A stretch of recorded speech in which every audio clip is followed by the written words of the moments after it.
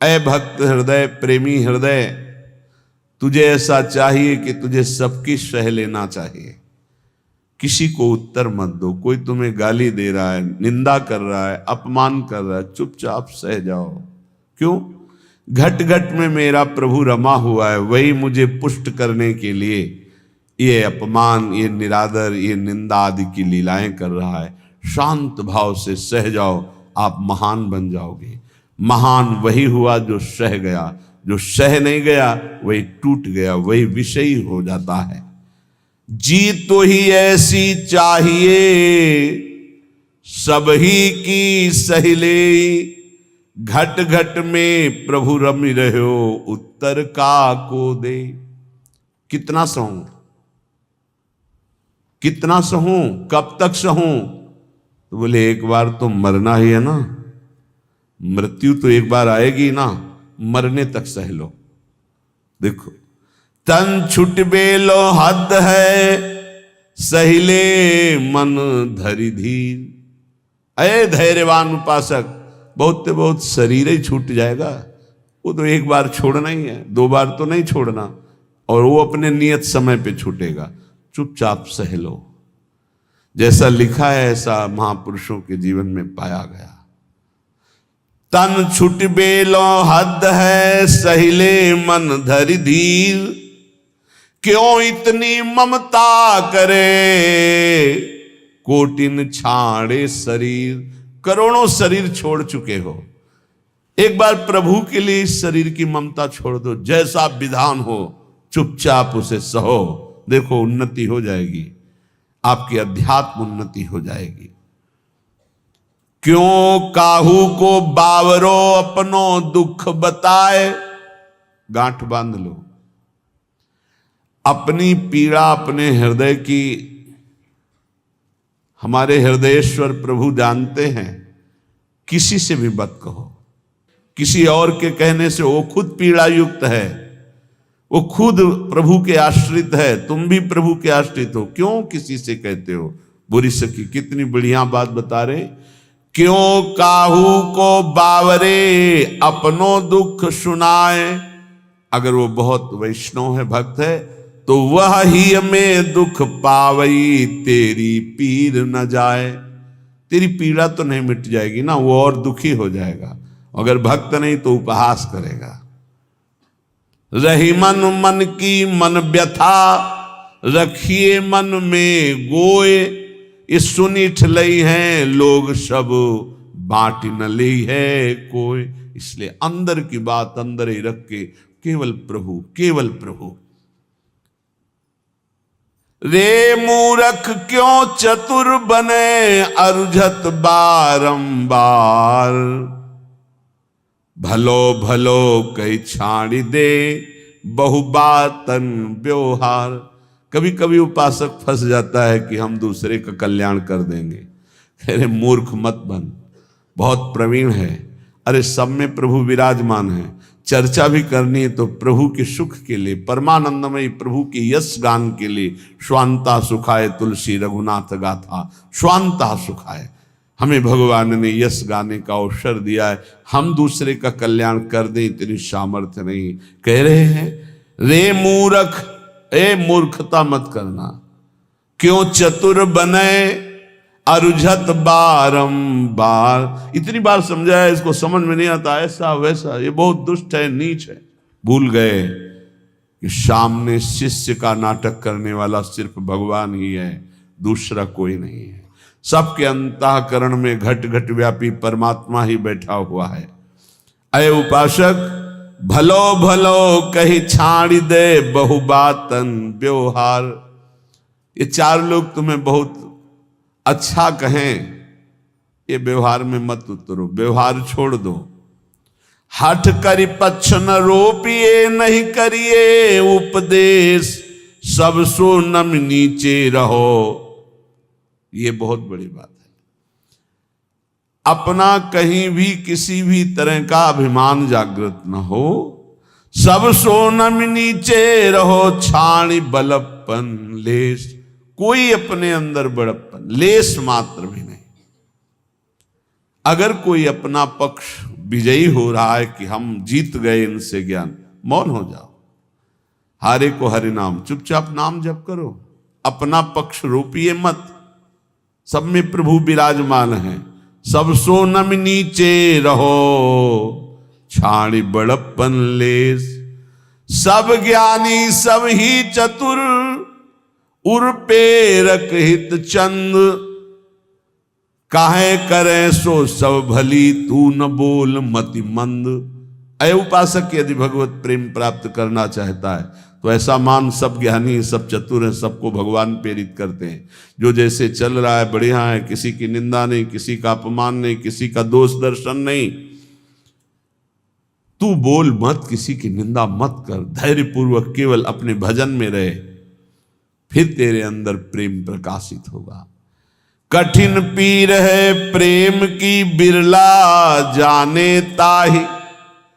और जे जाने ते कहे नहीं, सहे सराही सराही। प्रेम ये जानने में आने वाला विषय नहीं, इसीलिए कभी प्रेमी कोई अनुभव नहीं होता कि मैं प्रेमी हूं, मेरे में प्रेम बढ़ रहा है। अगर ऐसा अनुभव तो अहंकार बढ़ रहा है, प्रेम नहीं। कभी ज्ञानी को यह ज्ञान नहीं होता कि मैं परम ज्ञानी हूं, मैं पूर्ण बोधवान हूं, कभी नहीं होता। और मैं अज्ञानी हूं, मुझे बोध नहीं, ऐसा भी नहीं होता। ना वो ये बोल सकता है कि मुझे पूर्ण बोध हो चुका है, क्योंकि ये किसको बोध हो रहा है? अहंकार को। और ये भी नहीं कहा जा सकता कि मैं अधूरा हूं। ना अधूरा ना पूरा, वही सच्चा पूरा, वैदिक सिद्धांत की बात। ऐसे ही प्रेम में कभी पूर्णिमा नहीं होती। प्रेम सदा बढ़िबो करे, प्रतिक्षण वर्धमानम। ज्यों शशि कला सुबेश, शशि माने चंद्रमा जैसे अपनी कलाओं से बढ़ता रहता है। पर या में पूनो नहीं, ताते कबहू न शेष।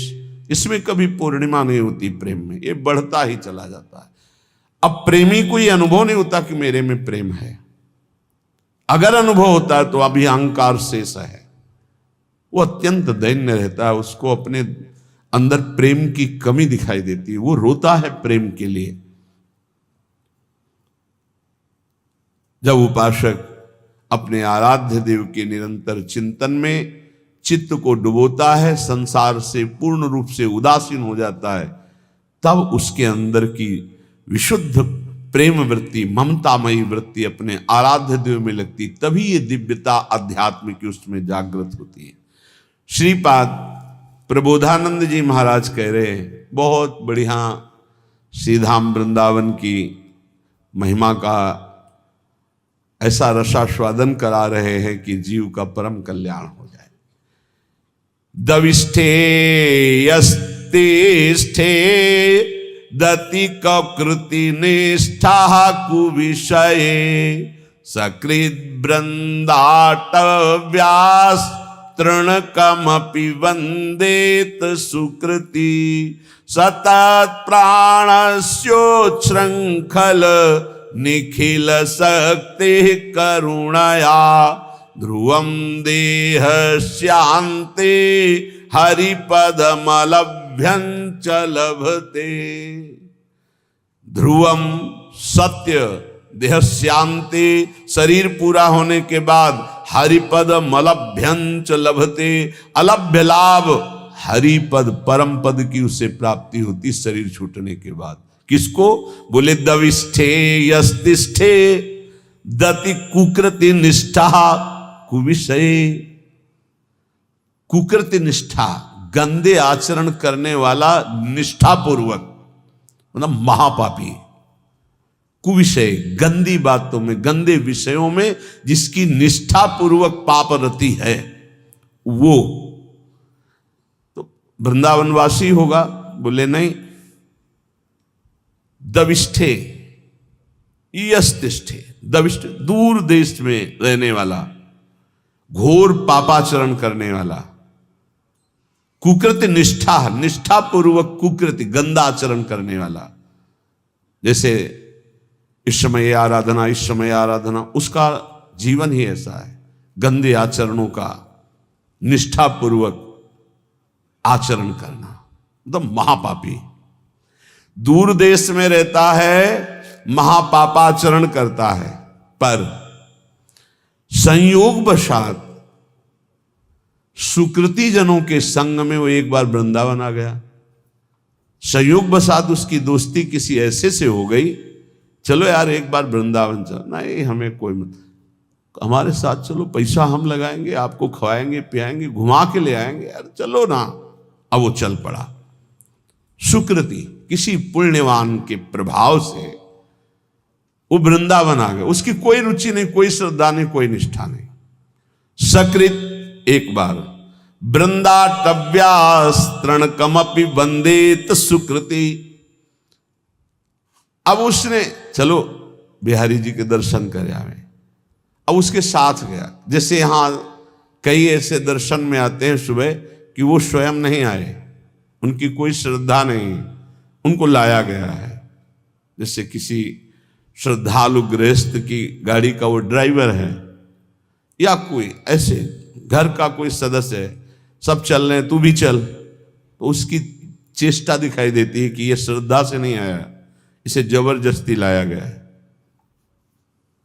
वो खड़ा है, ऐसे देख रहा है, दृष्टि गई, उसकी ये मुद्रा और उसके देखने का तरीका बता रहा है कि वो श्रद्धा से संत दर्शन के लिए नहीं आया।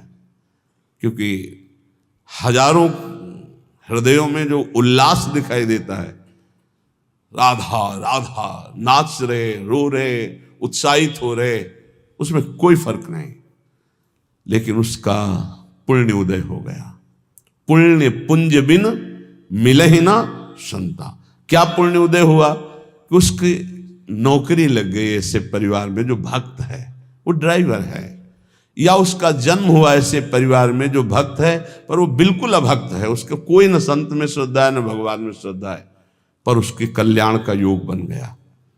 श्री धाम वृंदावन आया, और यहां तो कह रहे वृंदाटव्यास तृण कमपि, एक तृण तिनका, उसमें भी उसकी नमन क्रिया हो गई, प्रणाम कर लिया।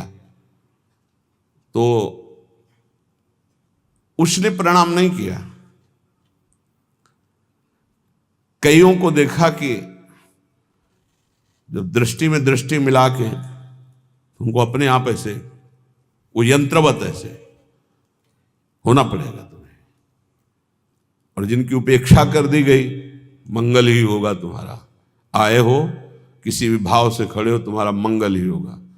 अब यहां से अमोघस्य, अब उनके जीवन का उत्थान शुरू हो गया।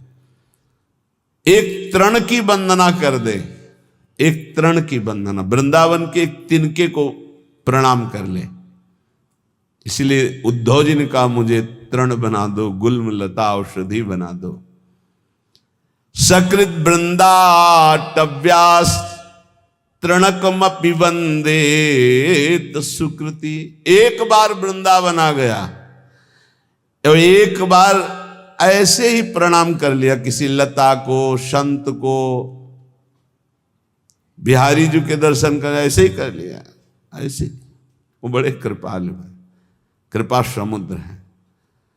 तुम खड़े तो हो ना, इतना ही काफी है। तुम क्या देखने के लिए खड़े हो ये हम नहीं देख रहे। तुम खड़े हो, आकर खड़े हो, दरबार में आ गए श्री जी के, और किसी भी भाव से आए हो तो तुम्हारे भाव का प्रभाव नहीं। यहां सत्तारणीकृत स्वभाव उनके स्वभाव का, तुम्हारे भाव का नहीं। वृंदावन प्रभाव सुन अपनो ही गुण देत, अपना प्रभाव करेगा वृंदावन। ये अगर इस श्लोक सुनने को मिल जाए तो हमारी प्रार्थना है, जहां जहां तक कान में शब्द जाए। यहाँ जो बैठे हैं उनके तो भाग्य की क्या सराहना, लेकिन जिन्होंने कभी वृंदावन दर्शन नहीं किया, एक बार जरूर आ जाना, एक बार जरूर दर्शन कर जाना प्रभु के। इस धाम में एक बार जरूर घूम जाना, यहाँ की हवा लग जाए तो तुम्हारी संसार की हवा जितनी है वो तुम्हारी दुर्गति नहीं कर पाएगी।